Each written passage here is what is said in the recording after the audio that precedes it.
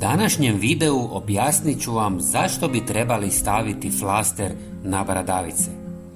Za nas muškarce nema ništa jednostavnije i klasičnije od obične bijele majice. No, nedostatak je što to može uzrokovati prilično neugodnu modnu nezgodu za muškarce s tamnim areolama, što može rezultirati vidljivim bradavicama, privlačeći neželjenu pažnju i izazivajući nelagodu. Također ovo vrijedi i za žene koje nose majice bez grudnjaka. Naravno, ne treba se sramiti svoga tijela, ali u nekim određenim trenucima nije prikladno da se vide bradavice. Prekrivanje bradavica flasterom sjajan je način rješavanja ovog problema.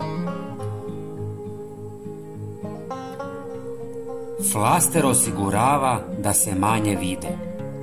Nošenje flastera također je dobra ideja za one sa osjetljivim bradavicama koje se iritiraju od trenja tkanine ili ako su vaše bradavice vrlo oštre i vole provirivati kroz odjeću, a vi se osjećate nesigurno. Rješenje su flasteri. Flasteri dolaze u raznim oblicima, veličinama i nijansama, pa odaberite onaj koji je prikladan za vaše okolnosti. Dragi prijatelji, svakako se pretplatite na naš kanal kako bi vidjeli svaki naš najnoviji video. Hvala vam puno. Pozdrav!